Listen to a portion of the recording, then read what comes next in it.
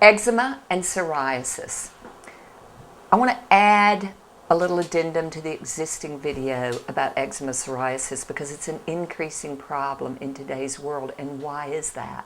Because we are increasingly inflamed and toxic. Now, you are not smitten by God with eczema, psoriasis, acne, vitiligo, whatever you've got. All of those are inflammatory conditions that you happen to have a gene. The gene is set off by inflammation that occurs in the body, and whether you manifest vitiligo, whether you manifest acne, eczema, psoriasis, it's all about inflammation.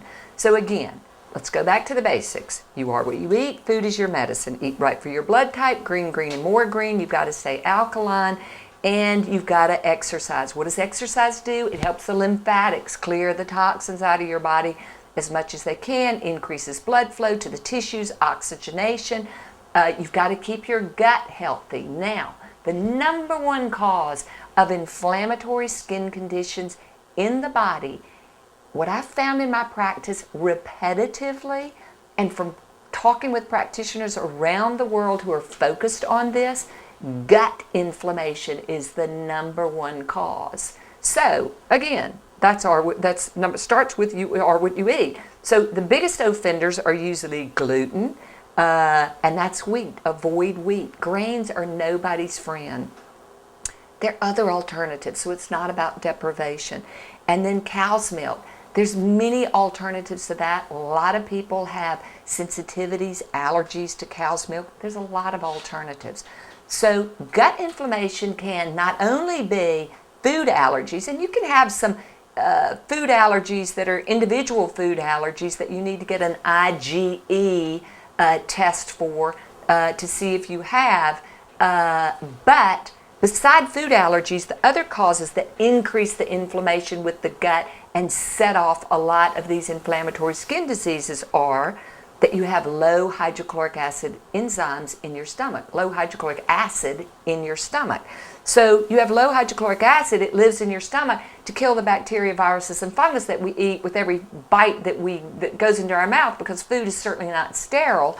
And then also it's there to start the digestion process in a substantial way. So if it's low, what are some of the symptoms that you have? You start to have acid indigestion, reflux. Reflux can go along with gallbladder and liver inflammation as well.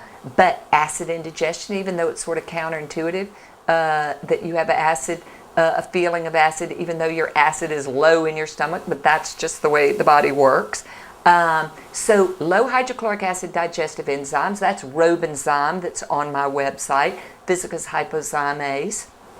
You can have low digestive enzymes that come out of your pancreas. That's a common problem in today's world, an increasing problem. So Robenzyme has the digestive enzymes in there as well, hypozymes, all of it as well.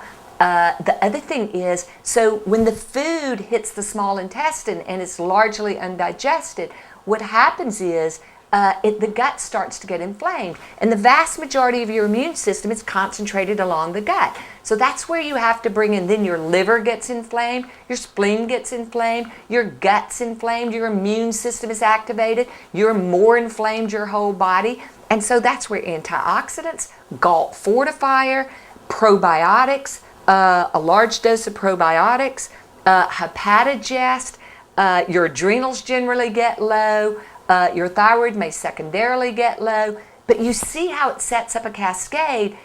Antioxidants certainly help. More is better. We can never take enough antioxidants, so the stronger the ones you take, the better. I've got the really strong vitamin C's where you have to take less. With everything on my website, what I've tried to do is give you the strongest, the most therapeutic, so you have to take the least amount, the least number of pills.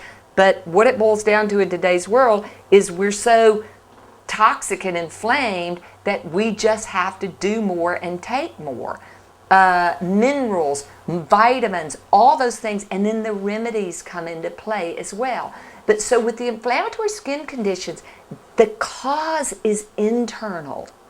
everything that we do on the surface of the skin, all the inflammatory rashes, inflammation that you see on the surface is just a symptom of the cause, which is internal. So you've got to treat internally in order to cure the problem as much as possible.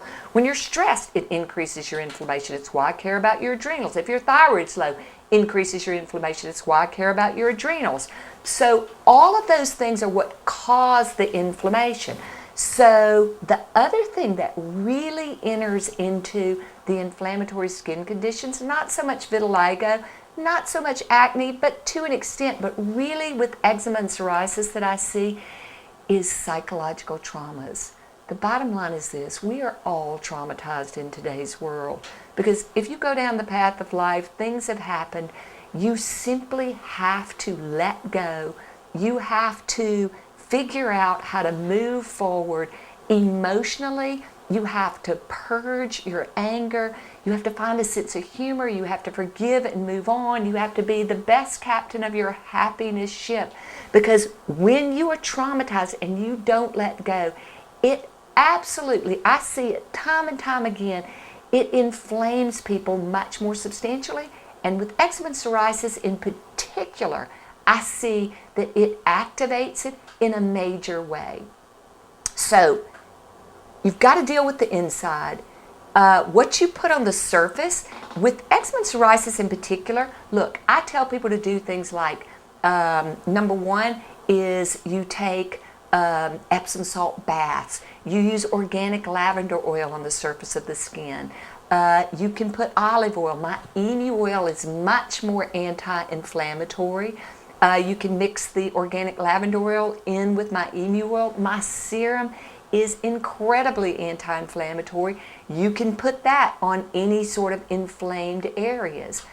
Again, hormones enter into, if your adrenals, your thyroid, and certain of the hormones. If your DHEA, which comes out of your adrenals, are low, if your testosterone is low, then your skin is not as oiled. So with eczema and psoriasis, I find that that really makes a difference. So again, all the pieces of the puzzle.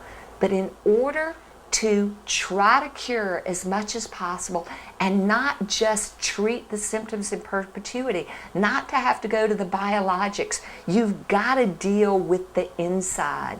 You want to try to cure the problem and prevent having to give people internal medications that cause a lot of downside.